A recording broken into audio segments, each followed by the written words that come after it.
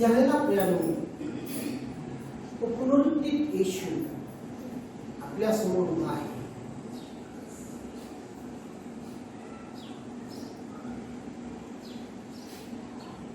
आणि त्यांना आपल्या आत्मिक डोळ्याने पहा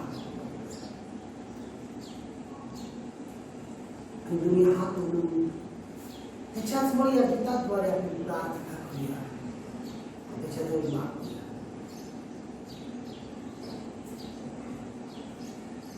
तेरा दर्शन पाने की है लगन, तेरा दर्शन पाने को तरसे मन, तेरा दर्शन पाने की है लगन, तेरा दर्शन पाने को तरसे मन. मेरे लिए मेरी सजा सहने वाले है नाथ यीशु प्रियतम मेरे. मेरे लिए मेरी सजा सहने वाले हे नाथ यीशु प्रियतम मेरे. ना बुझेगी ये प्यास तुझे देखे बिना, पूरी होगी ना आस प्रभु मिलन बिना. ना बुझेगी ये प्यास तुझे देखे बिना, पूरी होगी ना आस प्रभु मिलन बिना. दुखों से परे प्रभु तेरे राज में, संतो संग राज का आना समय. दुखों से परे प्रभु तेरे राज में, संतो संग राज का आया समय.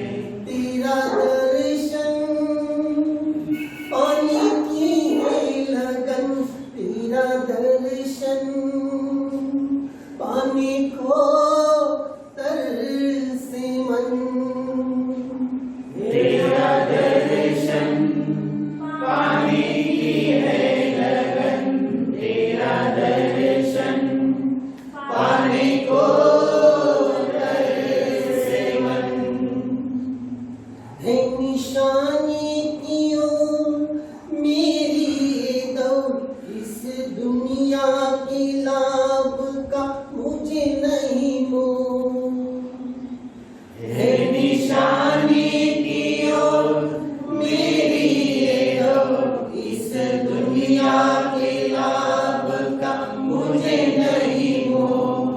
तेरी बाहों में रहूं मैं सदा, तेरी आराधना करूं सर्वदा. तेरी बाहों में रहूं मैं सदा, तेरी आराधना करूं सर्वदा. तेरा दर्शन पाने की है लगन, तेरा दर्शन पाने को तरसे मन.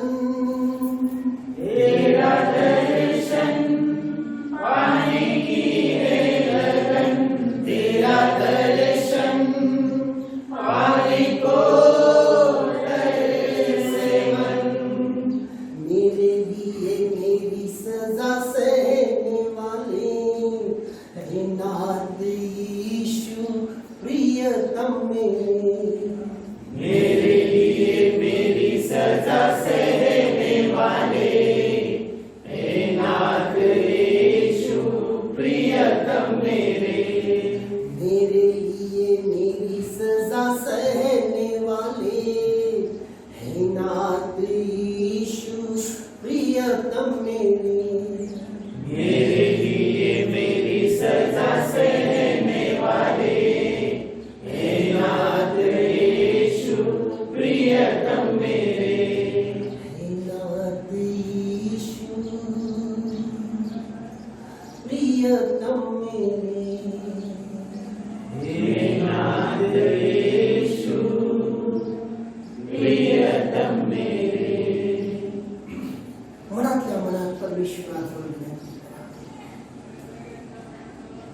प्रभू हा सुंदर दिवस तू आमच्या आयुष्यात सुखी आहेस. ही तुझी दया, ही तुझी कृपा, हे तुझं प्रेम आहे. आणि हे प्रेम आम्हाला तुझ्या चरणी, तुझ्या जवळ ओढून आणलेलं आहे. प्रभू, यावेळेला आम्ही सर्व तुझ्या चरणी उभे आहोत, तुझं दर्शन घेण्यासाठी, तुला पाहण्यासाठी, तुझ्या बरोबर एक होण्यासाठी. म्हणून माझ्या देवा, आज तू आम्हाला तुझं दर्शन दे, तुझं दर्शन दे. कारण प्रभू, तुझ्या दर्शनाने आमच्या जीवनाचं परिवर्तन होतो. तुझं दर्शन आम्हाला पवित्र बनवतो. तुझं दर्शन आम्हाला बंधनमुक्त करतो. तुझं दर्शन प्रभू आम्हाला सार्वकालिक जीवन देतो. तो दर्शनाने प्रभू आज आम्हाला तारण प्राप्त होतो. आज तू आम्हाला तुझं दर्शन दे, तुझं दर्शन दे माझ्या देवा. त्याच आशा आणि अपेक्षेने यावेळेला मी तुझ्या चरणी आलो.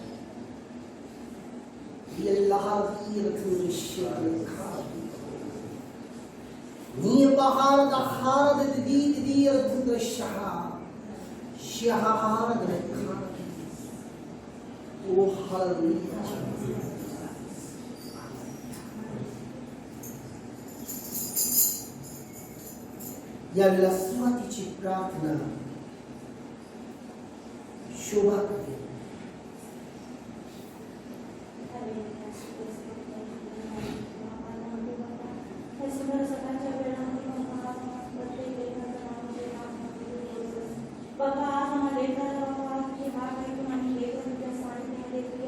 बाबा मंदिरामध्ये आम्ही एक कुटुंब बाबा या सुंदर सकाळच्या वेळामध्ये या सुंदर संवाद दिवसामध्ये त्या सुंदर पवित्र दिवसामध्ये या सुंदर सकाळच्या वेळामध्ये आलेल्या असताना आम्हाला प्रत्येक लेकराला बाबा आज आम्हाला प्रत्येक लेकराला बाबा तुझ्या पवित्र आत्मेने बाबा तू स्पर्श कर. त्या पवित्र आत्मेच्या द्वारे प्रभू आम्हा सर्व लेकरांना बाबा तुझी सुखी सवय कारण आम्ही कोण प्रभू करणारा माझी देवा, करणारा बाबा तू आणि तू आहेस. त्या सर्व सुखी भक्ती आज बाबा तू करून घेणारा, त्या सर्व सुंदर वचन वाणी बाबा त्या सर्व किती तू आशीर्वाद बाबा. माझे दयाळू दयानाथ तुझी इच्छा बाबा, तुझी इच्छा आम्हाला तू प्रकट कर. आज आम्हाला बुद्धी ज्ञान आम्हाला तू दे, ते मार्गदर्शन आम्हाला तू दे. आज माझे देवा, माझे दयाळू दयानाथची सुंदर विधी बाबा तुझ्या हाती देत आहे. त्या पवित्र विधीमध्ये बाबा आज आम्ही सहभागी होत असताना बाबा आम्हा प्रत्येक लेकराला ती योग्यता, ती भाग्यता तू देऊ बाबा. त्या भाग्यतामध्ये बाबा तू अधिक आशीर्वाद तू कर. हीच बाबा तुझ्या जवळ विनंती प्रार्थना करते. हे सर्व प्रार्थना विनंती तारणाऱ्या प्रभू येशू ख्रिस्त तुझं पवित्र प्रेमळ गोड नामे मागतो आहे. आमीन. या स्तुती आराधनाद्वारे प्रभूच्या सानिध्यात जीवनाचा रस्ता मिळेल जीवनाच्या गाडीला.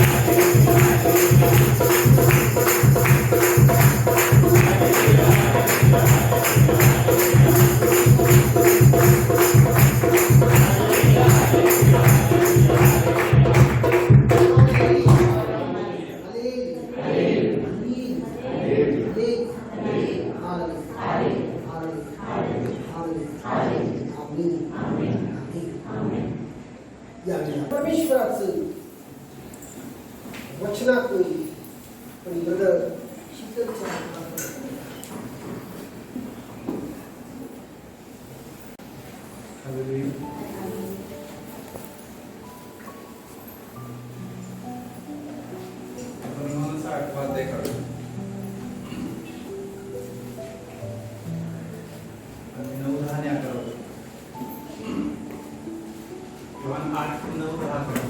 हे शब्द ऐकून वृद्धातल्या वृद्धापासून तो थेट शेवटल्या माणसापर्यंत ते सर्व एकामागून एक निघून गेले.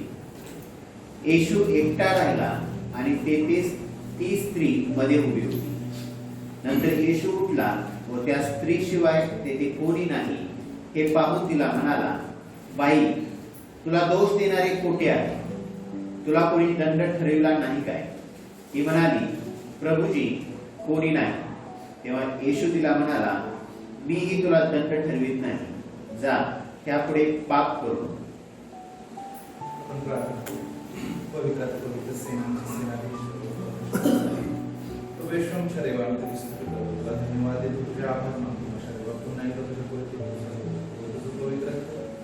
प्रत्येकावरती मागतो देवा, तुझ्या स्तुत्या करतो, मला शुद्ध आणि पवित्र केला असतो. तुझे काय मानतो, स्तुती करतो, धन्यवाद देतो, तुझ्या समक्ष घेत असतो.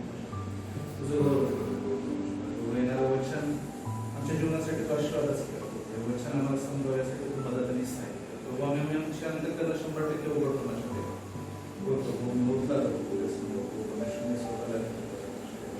तुझ्या ज्ञानाशंकर करण्याच्या बोलणारकडे व्यक्ती नसून तुझा पवित्र आत्मा तुझे उपकार मानतो, स्तुती करतो, धन्यवाद देतो, तुझ्या आत्मा तुझे सर्व सामर्थ्य म्हणतो, तुझ्या आत्म्याचं सामर्थ्य नंतर पुरुष त्याच्या गोड मिळवत मात्र नाही. Hallelujah, hallelujah, hallelujah. परमेश्वराने आज जो विषय आपल्याला दिलेला म्हणण्यासाठी तो विषय आहे की परमेश्वर कार्य करत आहे, परमेश्वर काम करत आहे. हालेलुया. काय विषय? परमेश्वर काम करत आहे. आपण जर इस्रायलवरती जर मनन केलं तर परमेश्वराने मोशेची निवड केली आणि मोशेला सांगितले की माझ्या लोकांना जाऊन तू सोडून घेऊन ये. आणि परमेश्वराने प्रत्येक गोष्ट मोशेला पुरवली आणि मोशे इस्रायलांच्या जवळ गेला, आपल्या लोकांच्या जवळ गेला. त्या इस्रायल लोकांना तो घेऊन बाहेर येत होता. आणि जेव्हा तो बाहेर आला, इस्रायल लोकांना घेऊन त्यांच्या समोर बऱ्याच गोष्टी आल्या, जसं की त्यांच्या समोर लाल समुद्र आला आणि परमेश्वराने तो लाल समुद्र दुभागला. त्यानंतर त्यांना तहान लागली, परमेश्वरानं त्यांच्यासाठी पाणी उत्पन्न करून दिलं. त्यानंतर त्यांना भूक लागली आणि त्यांना मांस खावंसं वाटलं, परमेश्वराने त्यांना तेही पुरवलं.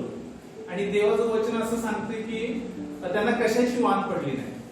आपण जर अनुवादाचं दुसरा अध्याय 7वं वचन जर वाचलं तर देव काय म्हणते बघा त्या वचनामध्ये, अनुवाद 2:7 मध्ये आणि नेहम्या 9:21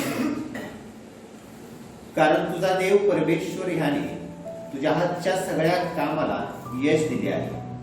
त्या मोठ्या रानातली तुझी हालचाल त्याला ठाऊक आहे.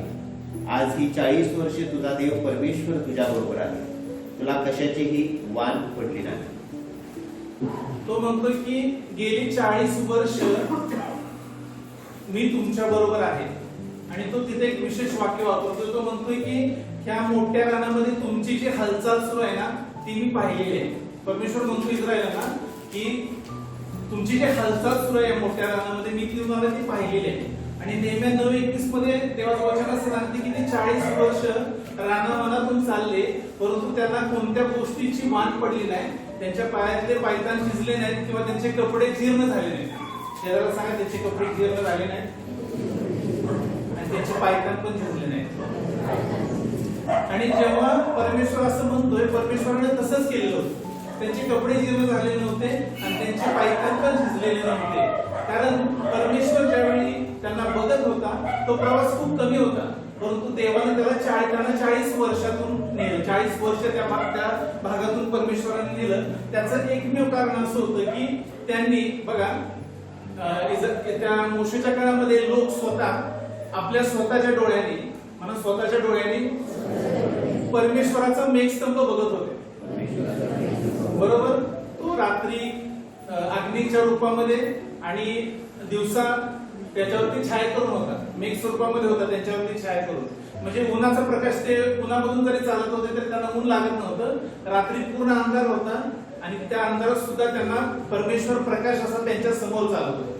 जेव्हा फारोचे सैन्य त्याच्या मागे लागले त्यावेळी तो जो पुढे चालणारा अग्नी होता तो मागे येऊन थांबला आणि सैन्य मागच राहिलं आणि हे लोक पुढे चालले. इस्रायल लोकांनी स्वतः देवाला पाहिलं, त्याचा प्रकाश पाहिला, त्याचं अस्तित्व त्यांच्या जीवनामध्ये पाहिलं, परंतु त्यांनी त्याची कदर केली नाही. त्याला सांगा, कदर केली नाही.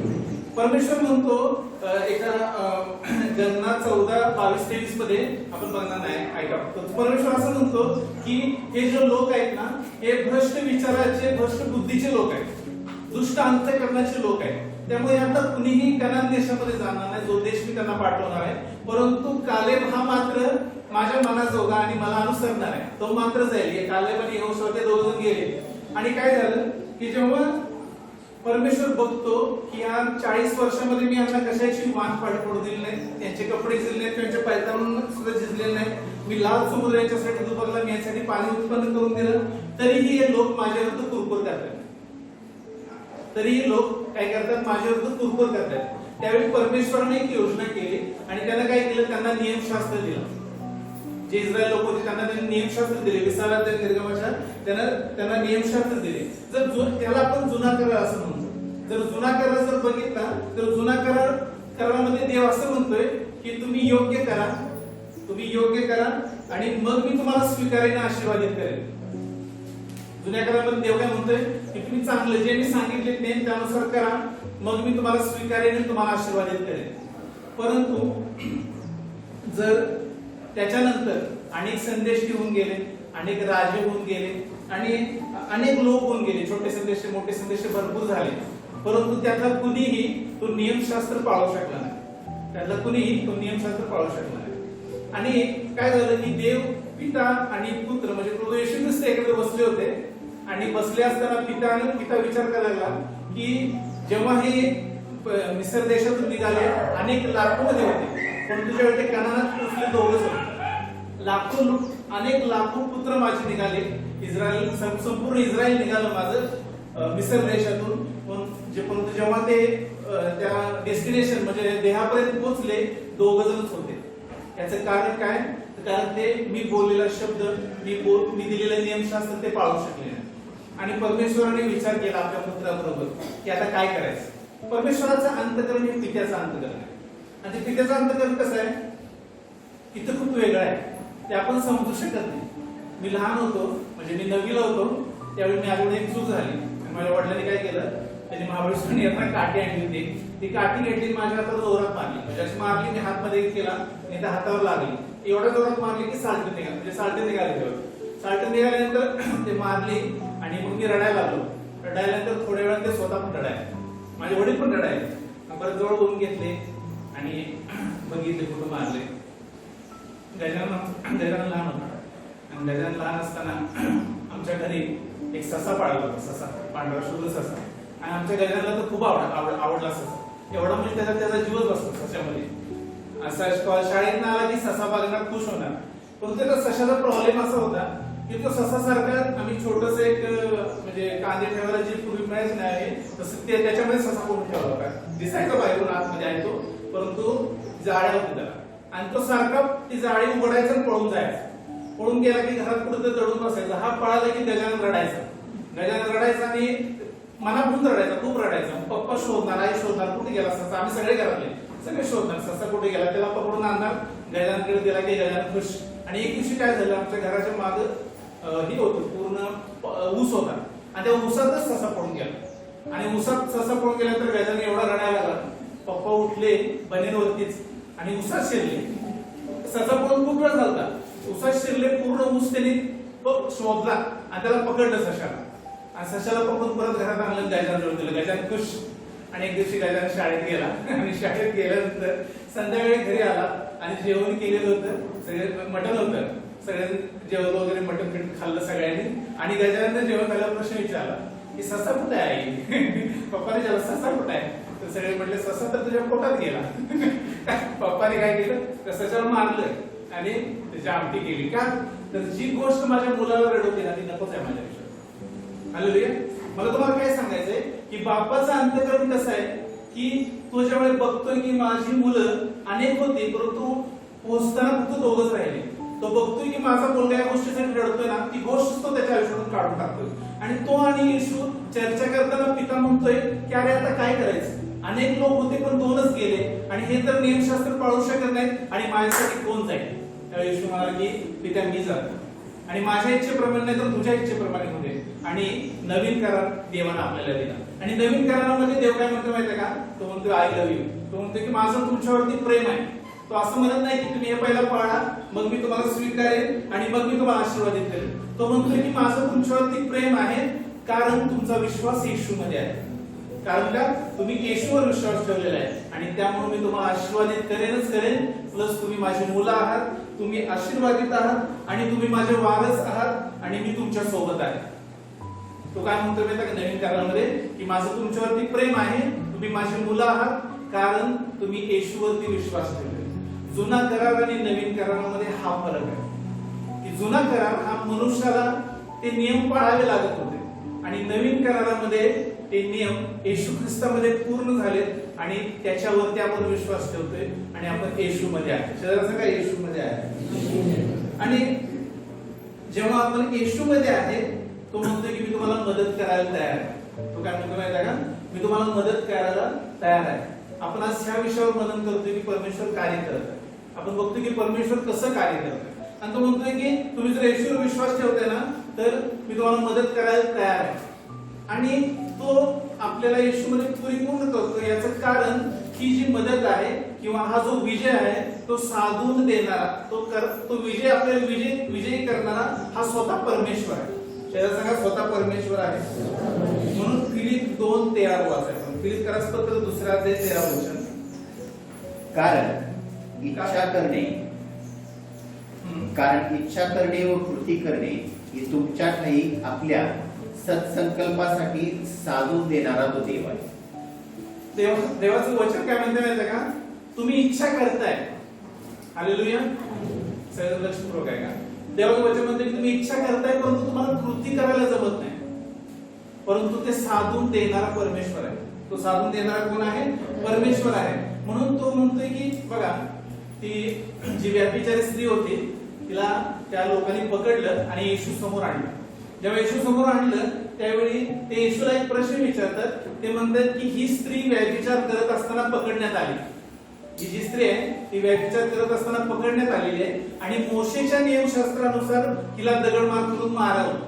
म्हणजे देवाने नियम घालून दिले त्याचा आउटपुट आहे की त्याला दगड मार करून मारावंच. हीच त्याची शिक्षा आहे. तर तुम्ही याच्याविषयी काय म्हणता. ते काय म्हणतात येशू माहिती का, ह्या गोष्टीविषयी तुमचं मत काय. तर येशू ख्रिस्त काय म्हणतात माहिती का त्यांना की तुमच्यामध्ये तो शांत बसतोय आणि ते सारखं त्याला विचारतात की तुझं मत काय सांगते येशू. कारण येशूला त्याला पकडायचं होतं बोलण्यात. तो काहीतरी बोललेला आपण त्याला त्या नियमशास्त्राच्या ह्याच्यात पकडू असताना वाटतंय. मग तो येशू म्हणतो की तुमच्यातला जो निष्पाप असेल ना त्यानं पहिला दगड तिच्यावर टाका. आणि आश्चर्याची गोष्ट अशी की लहानापासून अति वृद्धापर्यंत कोणच तिच्यावर दगड टाकत. म्हणजे तो प्रत्येकाला समजते की आपण पापी आहे, मी पापी आहे. जेव्हा आपण नियमशास्त्र वाचतो, जेव्हा आपण जुना करार वाचतो, देवाचं नियमशास्त्र वाचतो, तेव्हा आपल्याला हे समजते की मी पापी आहे, माझ्याकडून पाप झालेला आहे. म्हणजे आपल्याला पापाची जाणीव करून देण्यासाठी नियमशास्त्र आहे. परंतु नियमशास्त्र आपल्याला त्या पापातून सुटका देऊ शकत नाही. त्याला सांगा सुटका देऊ शकत नाही. म्हणून येशू ख्रिस्त काय म्हणतो माहिती का, जेव्हा ती स्त्री तो त्या पूर्ण ह्याच्यामध्ये त्या पूर्ण लोकांच्या मध्ये एक व्यक्ती असा होता की जो तिला दगड मारू शकत होता, तो म्हणजे येशू ख्रिस्त होता. त्याच्यामध्ये पाप नव्हतं, पण तो तिला दगड मारत नाही. तो तिला काय म्हणतो माहिती का, मी तुला क्षमा केली, तू जा. आणि ती जाते, तिचा जीव वाचतोय. आज जेव्हा आपण परमेश्वराच्या कार्यावरती मनन करतोय, जेव्हा परमेश्वर म्हणतो की हे साधून देणारा हा मीच आहे, तो कसं साधून देतोय तर तो स्वतः त्या गोष्टी आपल्याला साधून देतोय. तो म्हणतोय की मी तुम्हाला क्षमा केलेली आहे. म्हणून नवीन करार ही आपल्यासाठी चांगली बातमी आहे, गुड न्यूज आहे. काय आहे, आपल्यासाठी चांगली बातमी आहे. कारण बघा करार दोन लोकांच्या मध्ये होतोय. एक मनुष्य, दोन मनुष्यामध्ये करार झाला तर दोन्ही पार्ट्यांनी काय काय करायचं ठरलेलं असतं. पहिली पार्टी लिहून देतात, 100 रुपये बॉन्ड पेपरवर ते लिहून देतात. पार्टी क्रमांक 1, पार्टी क्रमांक 2, पार्टी क्रमांक 1 न करायची सगळी कामं, पार्टी क्रमांक 2 न करायची सगळी कामं, सगळे नियम असतात. परंतु जेव्हा आपण आणि ख्रिस्त याच्यामध्ये जो नवीन करार झालेला आहे त्याच्यामध्ये फक्त जे काही करायचं आहे ना, आपलं नाव आहे त्या करारावरती, परंतु जे काही करायचं आहे ते सगळे येशू ख्रिस्तच करतो, देवच सगळं करतो. म्हणजे नवीन करारामध्ये सगळ्या गोष्टी हा परमेश्वर करतो, परमेश्वर करतो. तो म्हणतोय की मी करेन. आपण हे वाचूया, इब्री 10:16-17. इब्री 10:16-17. परमेश्वर म्हणतो, त्या दिवसानंतर जो करार मी त्यांच्याबरोबर करेन तो हा, मी आपले नियम त्यांच्या मनात घालेन आणि ते त्यांच्या हृदयपटावर लिहीन, आणि त्यांची पापे व त्यांचे स्वैराचार मी ह्यापुढे आठवणारच नाही. तो म्हणतोय की मी करेन, की जे सगळे माझे नियम मी त्यांच्या मनात घालेन. तो म्हणतोय की मी करेन. आपल्याला काहीच करायचं नाही. आपल्याला फक्त त्याला काय करायचं, स्वीकारायचं, त्याच्यावरती विश्वास ठेवायचा. कारण गलती 3 मध्ये देवाचं वचन सांगते की नियमशास्त्राद्वारे मनुष्य हा कोंडला गेलेला होता, त्याला बाहेर पडण्याला कोणतं साधन नव्हतं, म्हणून देवाने येशू ख्रिस्ताची योजना केली आणि त्याला या जगामध्ये पाठवलं. आणि येशूमध्ये आपल्याला ती मुक्तता आहे किंवा आपल्याला ते तारण आहे किंवा आपल्याला ती सुटका आहे. म्हणून इब्री 13:21 मध्ये देवाचं वचन म्हणते की सगळ्या गोष्टी येशूमध्ये आहे. पौल जो आहे तो पहिले करंथियस पत्र 15:10 वचनामध्ये म्हणतोय की मी ख्रिस्ताच्या कृपेने या सर्व गोष्टी करू शकतो. तो काय म्हणतोय की मी या सर्व गोष्टी ख्रिस्ताच्या कृपेने करू शकतो. Hallelujah, hallelujah, hallelujah. जेव्हा आपला नवीन जन्म होतो, जेव्हा आपण येशू ख्रिस्तामध्ये जन्म घेतो, येशू ख्रिस्तामध्ये बाप्तिस्मा घेतो, आपलं जीवन जे आहे ना ते ख्रिस्ताशी जोडलं जातं. त्याला सांगा, ख्रिस्ताशी जोडलं जातं. आपण बघतोय की देव आपल्या जीवनामध्ये कसं काम करत, आपण कसं ख्रिस्त आपल्याला कसं तारण असा आहे, तो कसा आपल्या जीवनामध्ये काम करत आहे आणि तो आता सुद्धा आपल्या जीवनामध्ये काम करत आहे. बघा, तुम्ही जेव्हा येशू ख्रिस्ताचा स्वीकार केला तेव्हापासून आतापर्यंत जर सगळ्या गोष्टी बघितल्या, तुमच्या संपूर्ण जीवनाचा अभ्यास केला आतापर्यंत, म्हणजे तुम्ही येशू ख्रिस्ताचा स्वीकार केल्यापासून आतापर्यंत जर या सर्व गोष्टींचा जर विचार केला ना, येशू ख्रिस्त म्हणतोय की मी तुम्हाला निवडून घेतलेलं आहे. आणि तो म्हणतोय की मी वेल आहे, मी फाटे आहे. जेव्हा आपण ख्रिस्तामध्ये बाप्तिस्मा घेतो ना, त्याच्याशी आपण जोडले जातो. आणि जेव्हा आपण त्याच्याशी जोडले जातो ना, जी जी गोष्ट त्याच्या बरोबर झाली ना, ती प्रत्येक गोष्ट आपल्याबरोबर होणार आहे. त्याला सांगा, प्रत्येक गोष्ट आपल्याबरोबर होणार आहे. कारण बघा, मी एक कागद घेतला आणि तो कागद एका पुस्तकामध्ये घातला आणि ते पुस्तक जर पाण्यात टाकलं तर काय होईल? तो कागद पण भिजेल आणि पुस्तक पण भिजेल. मी ते पुस्तक घेतलं आणि लांब रानात फेकून दिलं तर काय होईल? तो कागद पण फेकला जाईल आणि ते पुस्तक पण फेकलं जाईल. समजा ते मी पुस्तक घेतलं आणि जाळून टाकलं तर काय होईल? तो कागदही जाळला जाईल आणि ते पुस्तकही जाळलं जाईल. तसं जेव्हा आपण प्रभू येशू ख्रिस्तामध्ये आहोत, त्याच्याशी जोडले गेलेलो आहोत, आपली प्रत्येक गोष्ट ही त्याच्यामध्ये आहे, ख्रिस्तामध्ये आहे. आणि ती ख्रिस्तामध्ये कशी आहे? एका ठिकाणी देवाचं वचन म्हणते, मला ते वचन सापडलंय की जे झाले तेच होणार आहे, जे अगोदर झाले तेच होणार आहे, आणि जे जे ख्रिस्ताबरोबर झाले ती प्रत्येक गोष्ट आपल्याबरोबर होणार आहे. आज जर तुमच्या घरच्या लोकांनी तुम्हाला नाकारलं असेल तर चांगली गोष्ट आहे. ख्रिस्ताला सुद्धा त्यावेळेच्या लोकांनी नाकारलं. आज जर तुम्हाला कुणी छेडत असेल, तुमचा एखादा भाऊ किंवा एखादी व्यक्ती तुम्हाला खाली ओढत असेल तर चांगली गोष्ट आहे, कारण ख्रिस्ताविषयी सुद्धा तसंच झालं. कारण बघा, जेव्हा आपण योसेफाच्या जीवनावरती मनन करतो किंवा आपण दाविदाच्या जीवनावरती मनन करतो किंवा जेव्हा आपण दानियेलच्या जीवनावरती मनन करतो, त्या प्रत्येक व्यक्तीच्या जीवनामध्ये परमेश्वर कार्य करत होता. आज तोच परमेश्वर तुमच्या आणि माझ्या जीवनामध्ये काम करत आहे. तोच परमेश्वर इस्रायलाच्या जीवनामध्ये काम करत होता की ज्या लोकांना त्यानं अरण्यातून कनान देशापर्यंत आणलं, परंतु त्या लोकांनी त्याची कदर केली नाही. परंतु महत्वाचा प्रश्न आहे की आपण त्याची कदर करतो काय?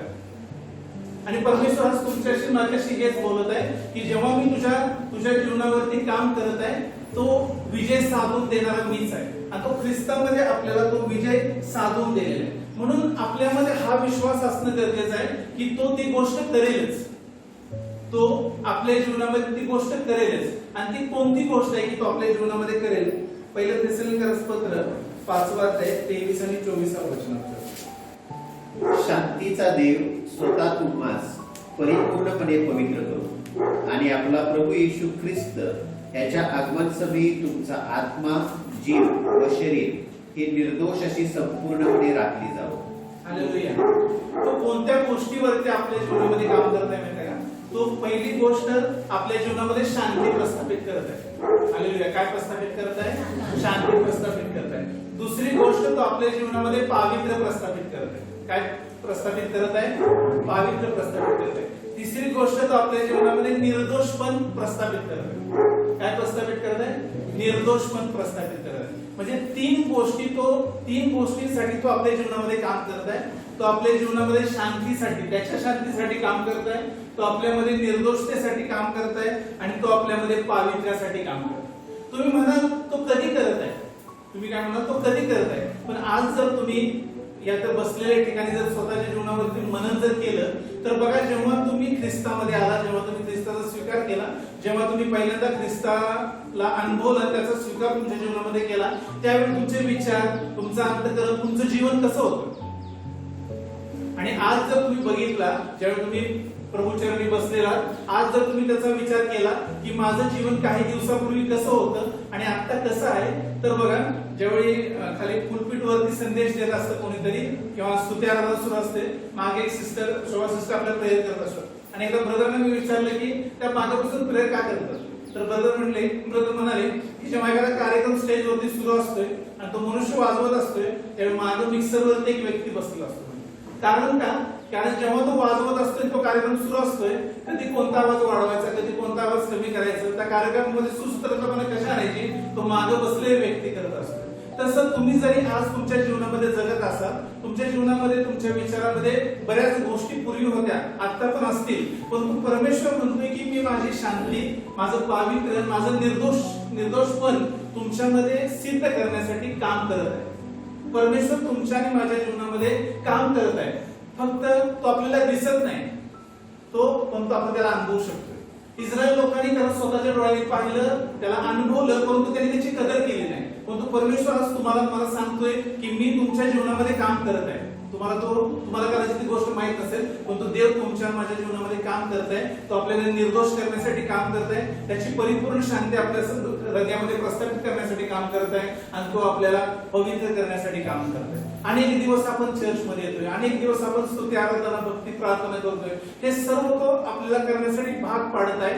बघा, आज तुमच्या जीवनामध्ये तुम्ही जर बारकाईने म्हणून केला, तुमच्या जीवनामध्ये कुठली जर अडचण असेल किंवा कोणता जर विचार तुम्हाला सतवत असेल, तर तुम्ही देवाला विचारा की हा विचार, ही घटना किंवा ही गोष्ट, हे जीवन आता माझं असं काय?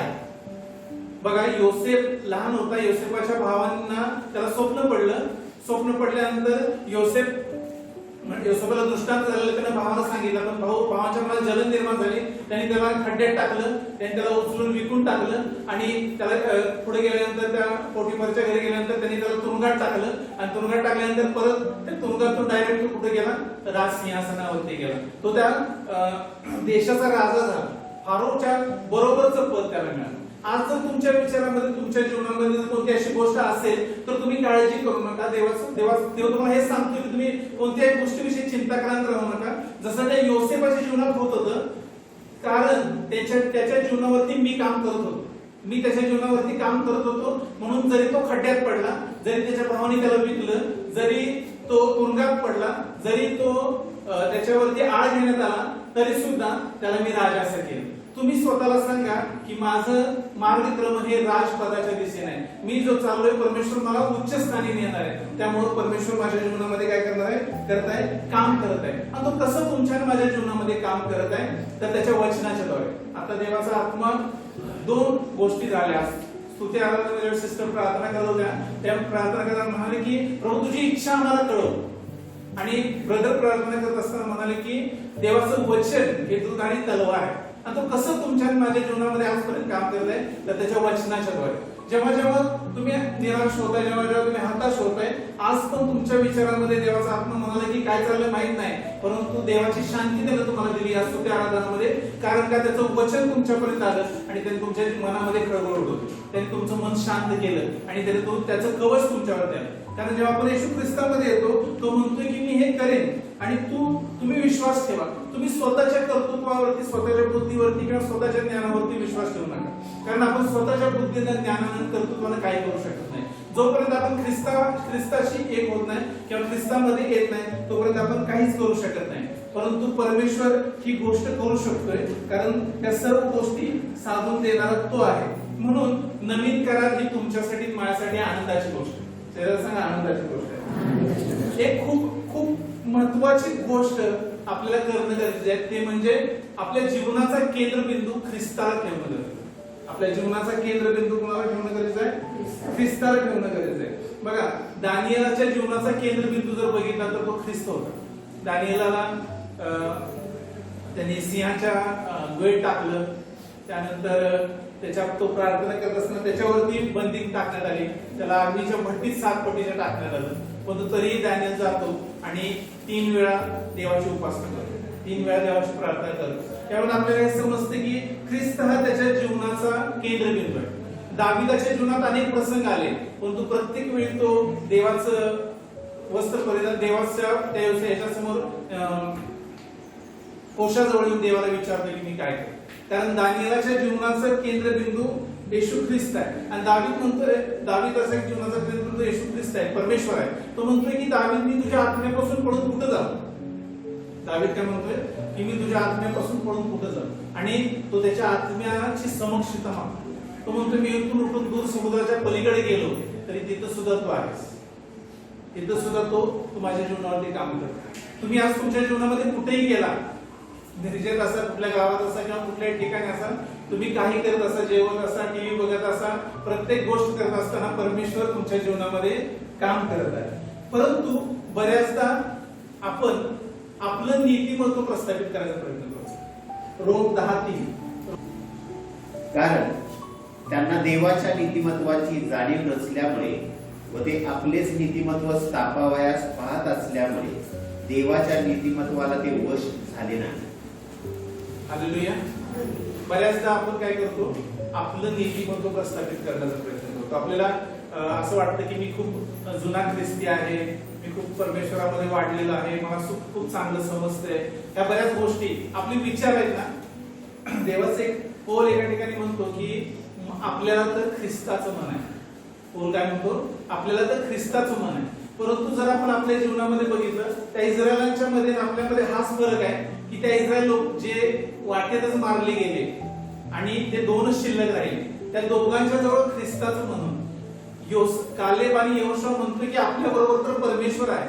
जेव्हा ते इस्रायल लोक घाबरलेले आहेत, रडत आहेत, त्या सेवकावरती बोट ठेवतायत, त्या सेवकाला दगडमार करायचा प्रयत्न करतायत आणि ते म्हणतायत की इथल्यापेक्षा तो जुना देश म्हणजे जो मिसर होतं ते चांगलं होतं आणि तुम्ही इथं आम्हाला कशासाठी आणलं. परंतु ते दोघं जण म्हणतायत की नाही, परमेश्वर आपल्या बरोबर आहे, तो आपल्याला विजय देणारच, कारण त्यांच्याजवळ ख्रिस्ताचं मन.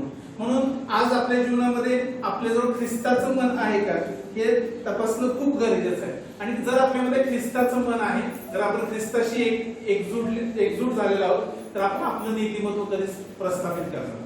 आपण त्याला ख्रिस्ताचं नीतिमत्व आपल्या जीवनामध्ये स्वीकारू.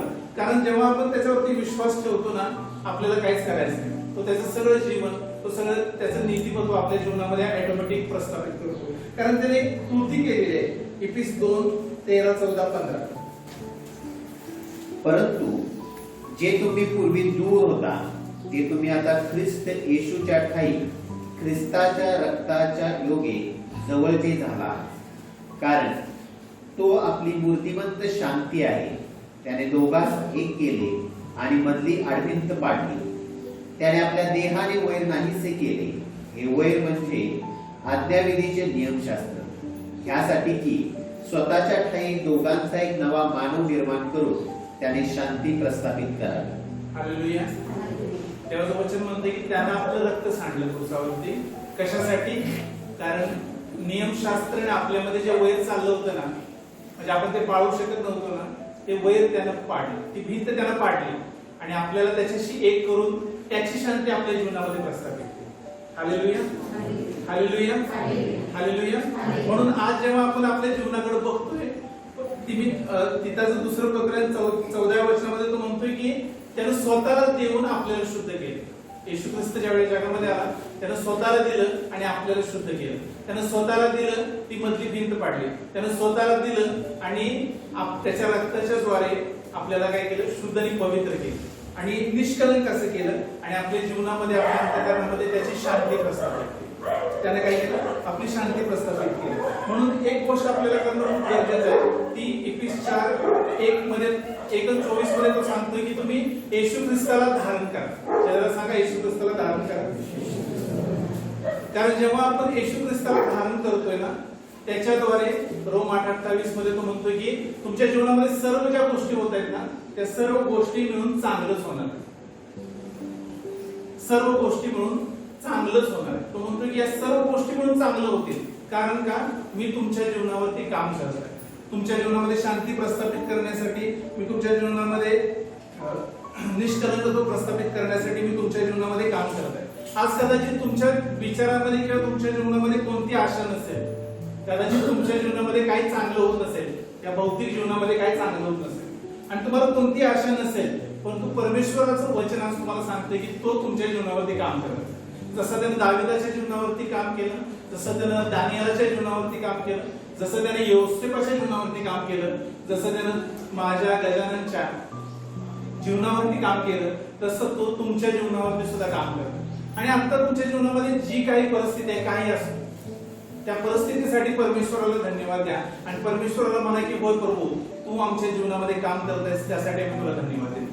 तू आमच्या जीवनामध्ये शांती प्रस्थापित करण्यासाठी, आम्हाला निर्दोष ठेवण्यासाठी, आम्हाला पवित्र करण्यासाठी तू आमच्या जीवनामध्ये काम करत आहेस, म्हणून आम्ही तुझी स्तुती करतो, तुला धन्यवाद देतो. तुम्ही त्या चांगल्या पदावरती, चांगल्या गोष्टीकडे जातात. परमेश्वर तुम्हाला तिकडे नेत आहे. कारण तुमच्यामध्ये जो विश्वास उत्पन्न झालाय, त्या विश्वासाचा उत्पन्न करता सुद्धा प्रभू येशूच आहे. म्हणून परमेश्वर म्हणतो की मार्ग, सत्य व जीवन मीच आहे. तोच मार्ग आहे, तोच सत्य आहे आणि तोच ते जीवन आहे की जे देण्यासाठी तू या जगामध्ये आला आणि त्यानं स्वतःला त्या क्रूसावरती दिलं. म्हणून तुम्ही जर त्या व्यभिचारी स्त्रीकडे बघितलं, ती पापी होती, परंतु परमेश्वराने तिला काय केलं, क्षमा केलं. जर तुम्ही त्या 2 आंधळ्यांच्याकडे किंवा त्या एका आंधळ्याकडे गेला, त्या आंधळ्या लोकांच्याकडे गेला, परमेश्वर त्याच्याकडे गेला आणि त्याने त्याला त्या आंधळ्यापासून मुक्ती करून त्यांना दृष्टी दिली. जर तुम्ही त्या रक्तस्रावी स्त्रीकडे गेला किंवा 38 वर्षाच्या दुखणेकराकडे गेला, येशू ख्रिस्त त्यांच्याकडे गेला आणि त्याने त्याला आजारमुक्त केलं. जर तुम्ही त्या लाजराकडे गेला किंवा यायरेच्या कन्येकडे गेला, येशू ख्रिस्त त्यांच्याकडे गेला आणि त्याने त्याला जिवंत केलं. जर तुम्ही त्या गर्सेकरांच्या भूतग्रस्ताकडे गेला किंवा तो जो व्यक्ती होता जो म्हणाला की माझा विश्वास वाढवा, त्याच्या मुलाकडे गेला, तर येशू ख्रिस्ताने त्या दोघांना पण मुक्त केलं. त्यानं त्या लोकांना क्षमा दिली, त्याने त्या लोकांना मुक्ती दिली, आरोग्य दिलं आणि सार्वकालिक जीवन दिलं. आणि तीच गोष्ट त्यानं तुमच्या आणि माझ्या जीवनासाठी केली. हालेलुया. बघा, त्या पापासाठी शिक्षा तर होती, मग ती शिक्षा कोणाला झाली? त्या आरोग्य, जो रोग त्याला होता तो तर निघाला, पण तो रोग कुठे गेला? येशू ख्रिस्त त्या सर्व गोष्टी स्वतःवरती घेऊन त्या क्रूसावरती गेला आणि त्याने त्याचा अनमोल रक्त सांडलं. त्या रक्ताच्या द्वारे ते सर्व शुद्ध आणि पवित्र झालं, कारण परमेश्वर त्यांच्या जीवनावरती काम करत होता. तसंच परमेश्वराने आज तुम्हाला मला निवडलेलं आहे आणि तुमच्या माझ्या जीवनामध्ये त्यांना क्षमा, मुक्ती, शांती, आरोग्य आणि सार्वकालिक जीवन दिलेलं आहे. ऑलरेडी दिलेलं आहे.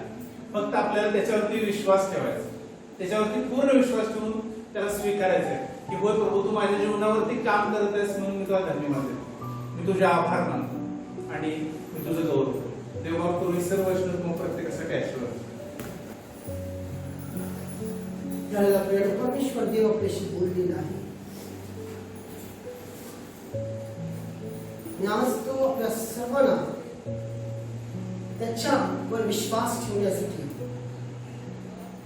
सर्व काही त्याला सोपवण्यासाठी बोलवत आहे.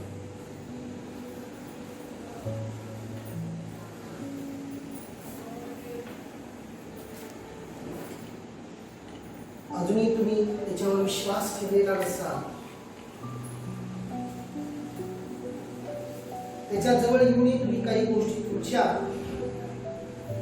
तुम्ही स्वतः घेऊन चालत असाल,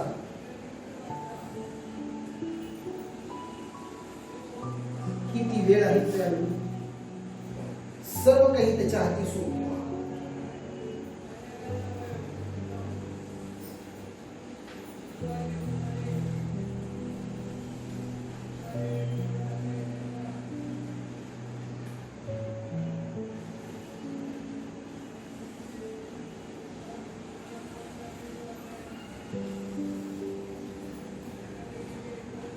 त्याच्यासारखा दुसरा कोणी नाही.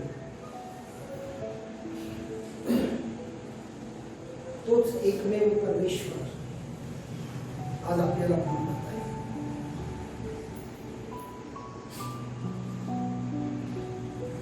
आपलं सर्वस्व त्याच्या हाती तुम्ही हात त्या मांडीवर ठेवा. मेरी आत्मा मेरी आत्मा मेरी आत्मा स्वीकार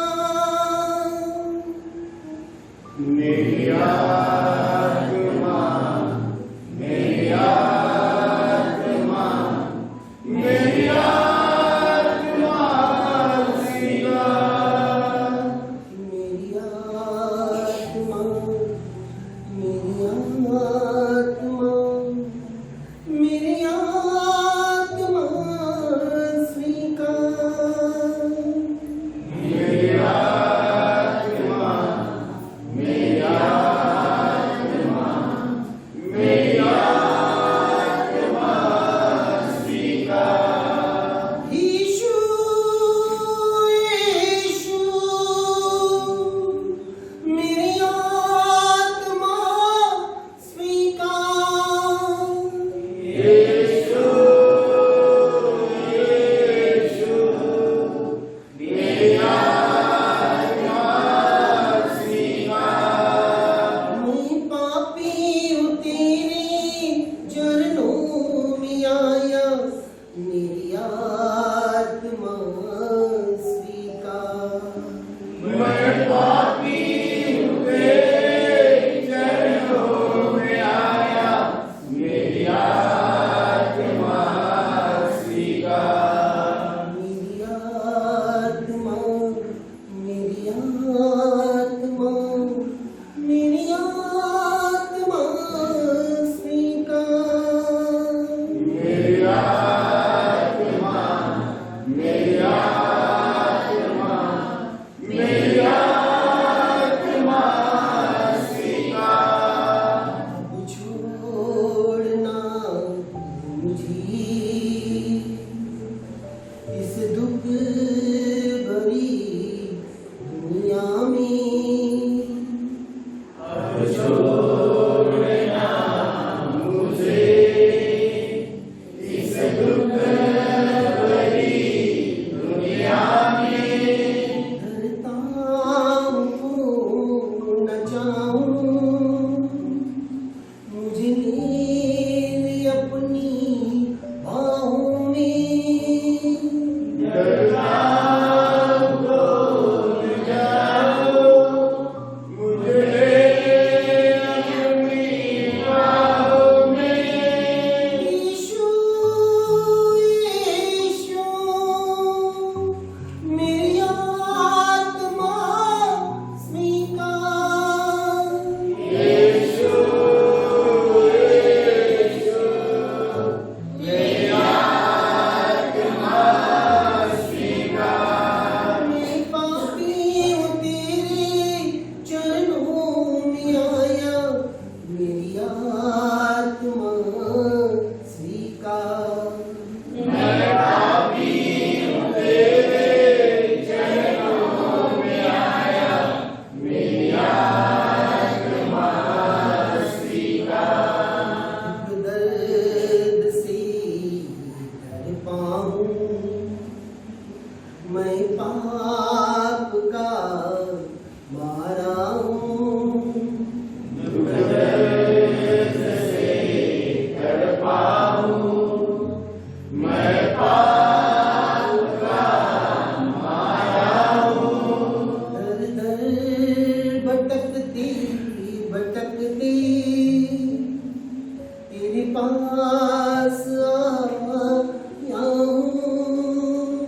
दर दर भटकती भटकती तेरे पास आया हूँ. यीशु यीशु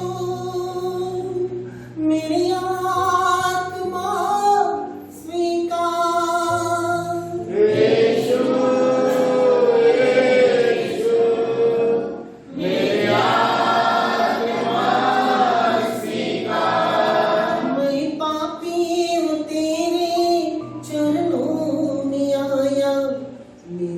आत्मा स्वीकार।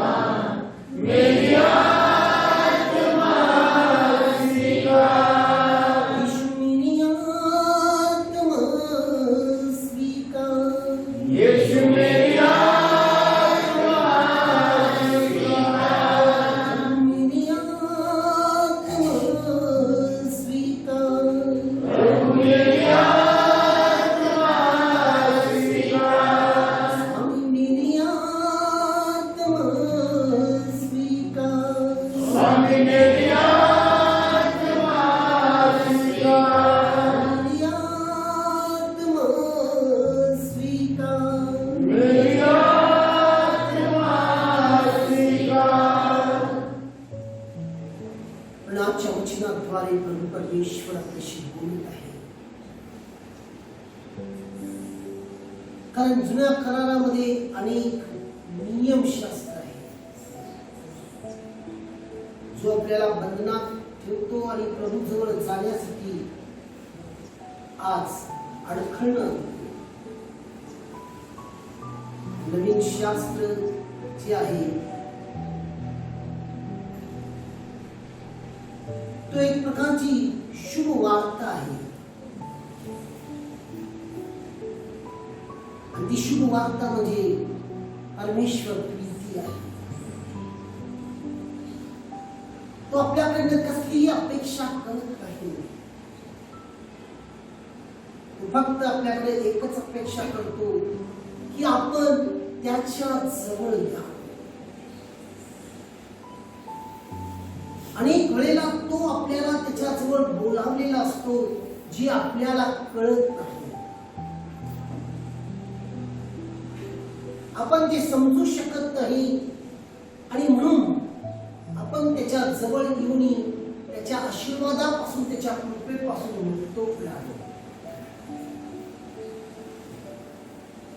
पहा आजचा हा शास्त्र भाग.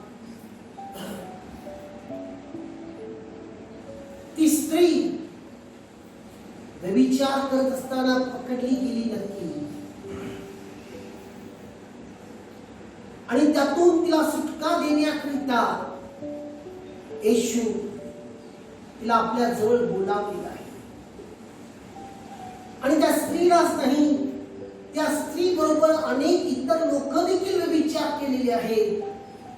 विचाराने, मनाने आणि कृतीने त्यांना देखील तो आपल्या जवळ बोलावलेला आहे. कारण आज लोक तिला त्याच्या जवळ आणले आणि त्या ठिकाणी येशू त्यांना प्रश्न केला. ज्यावेळेला ते त्या स्त्रीच्या चुका दाखवत होत्या येशूला, येशू म्हणतो की तिला शिक्षा देणं मोशेच्या नियमशास्त्राप्रमाणे अगदी बरोबर आहे. जो कोणी पाप केलेला नाही तो तिच्यावर पहिला दगड उचलेल.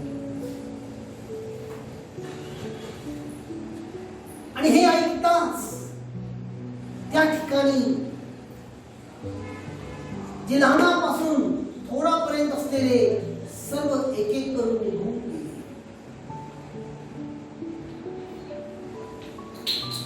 आज प्रियानो, आपलं आत्मपरीक्षण करा. अनेक वेळेला आपल्या डोळ्यासमोर अशी लोक येतात या व्यभिचारी स्त्रीसारखं जे आपला छळ केलेला आहे, आपली निंदा केलेली आहे, आपल्याला दुःख दिलेलं आहे, आपल्याला आपला अपमान केलेला आहे, आपल्याशी विश्वासघात केलेले आहे. आपण फक्त त्या लोकांना बघत असतो. आज त्या लोकांना आपण दोष देतो आणि आजही आपल्या मनात हेच आहे, त्यांनी माझ्याशी असं वागलं, त्यांनी माझ्याबरोबर असं केलं, मला एवढा त्रास दिला, म्हणून आपण त्यांना आजही आपल्या जीवनात, आपल्या विचारात, आपल्या मनात उचलून चालत आहोत. आणि त्यांना उचलल्यामुळं, त्यांना घेतल्यामुळं प्रियानो, आपण आपल्या परमेश्वराला आपल्या मनातून काढून टाकलेलं आहे. त्याला आपल्यामध्ये येऊ देत नाही.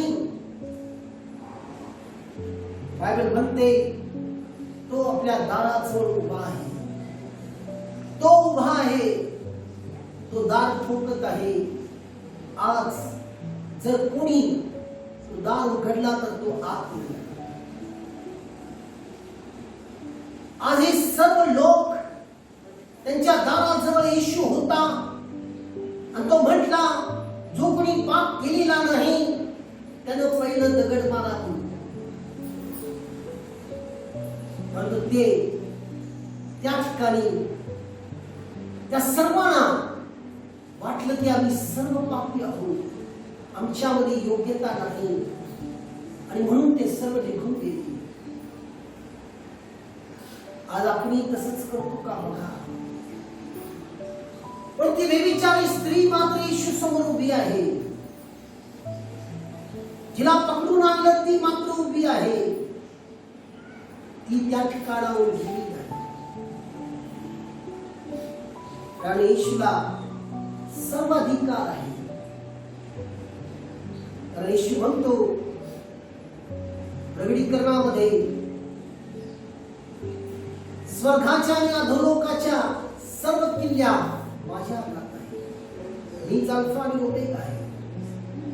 जीवन देणं आणि जीवन घेणं हे त्याच्या हातात होतं. पण तो जीवन देण्यासाठी आलेला होता. आणि म्हणून त्या स्त्रीला तो क्षमा केलेला आहे. तो म्हणतो, बाई, मीही तुला शिक्षा करत नाही, यापुढे पाप करू. आज प्रियानो, आपण भाग्यवान आहोत. आपण या वेळेला येशू समोर उभे आहोत. आज अनेकांना आपण आपल्या मनात घेऊन आलेले आहोत. अनेकांना आपल्या विचारामध्ये उचलून आणलेले आहोत. अनेक गैरसमज आपल्या मनात आहे, अनेक संशय आपल्या मनात आहे, अनेक तिरस्कार आपल्या मनात आहे, अनेक राग आपल्या मनात आहे. आज येशू समोर उभे आहात. आज येशू समोर आपली मन मोकळं करा. कारण आज आपला येशू आपल्याला ह्याच गोष्टी शिकवतो. तो काय म्हणतो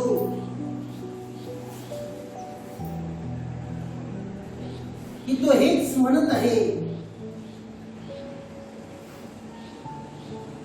तुम्ही तुमच्या शत्रूंना क्षमा करा.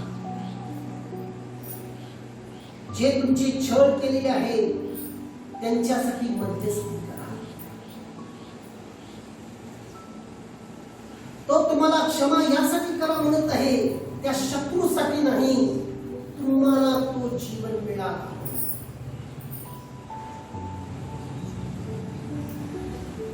तो तुम्हाला त्यांच्यासाठी प्रार्थना करायचा अर्थ यासाठी की तुम्ही येशू बरोबर एक व्हावं म्हणून तो तुम्हाला म्हणत आहे. आज प्रियानो, ही ती वेळ, ही ती संधी आहे. आज आपल्या मनातल्या त्या सर्व गोष्टी काढून टाका. द्वेष, तिरस्कार, मत्सर, ईर्ष्या, क्रोध, संताप, सूड,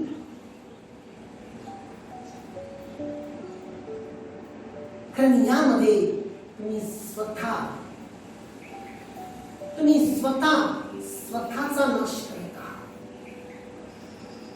तुम्ही स्वतः तुमची शांती गमावत आहात.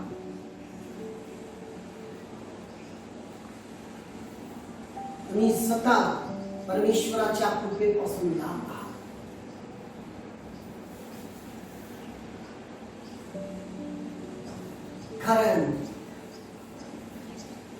कारण येशू आपल्याला नियमशास्त्र देण्यासाठी नाही किंवा ते खोडण्यासाठी नाही, तर ते पूर्ण करण्यासाठी आले आहे. आणि नियमशास्त्र येशूमध्ये पूर्ण होतो जेव्हा आपण त्याची आज्ञा मानतो, त्याच्यावर विश्वास ठेवतो आणि तो आपल्याला सर्व आपल्या भूतकाळाच्या पापापासून, वर्तमान काळाच्या पापापासून, येणाऱ्या भविष्य काळाच्या पापापासून कायमची सुटका देतो.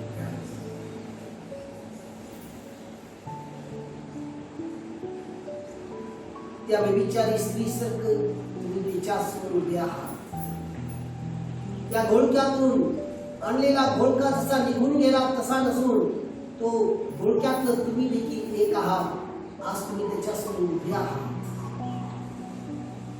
म्हणून त्याला पूर्णपणे समर्पित व्हा. तो तुम्हाला या सर्व बंधनातून मोकळं करत आहे.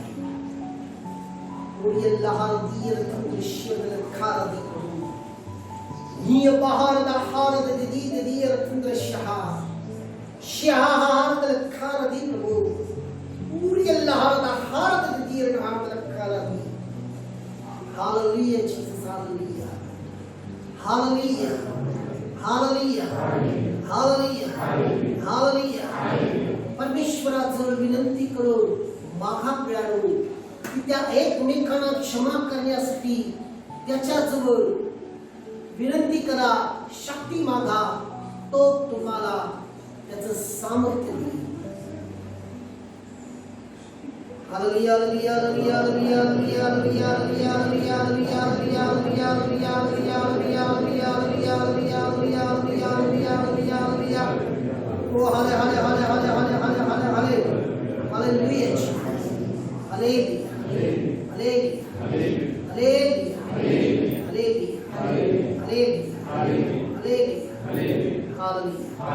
hallelujah, hallelujah, hallelujah, hallelujah, hallelujah, hallelujah, hallelujah, hallelujah, hallelujah. Hallelujah. Hallelujah. Amen. Amen. Amen. यावेळेला आपण प्रभूची प्रार्थना करूया. येशूने आपल्याला शिकवलेलं आहे. सर्वजण एका आवाजात विश्वासाने म्हणा, हे आमच्या स्वर्गातील बाबा, तुझे नाव पवित्र मानले, तुझे राज्य जसे स्वर्गात तसे या पृथ्वीवर तुझ्या इच्छेप्रमाणे आमची रोजची भाकर आम्हाला दे, आणि जसे आम्ही आमच्या ऋणासून सूट द्या तसे तो चिरून मासू, आणि आम्हाला परीक्षेत वाईटापासून पुसू, आणि राज्य, सामर्थ्य आणि गौरव सर्व काळ तुझीच आहे. आमेन.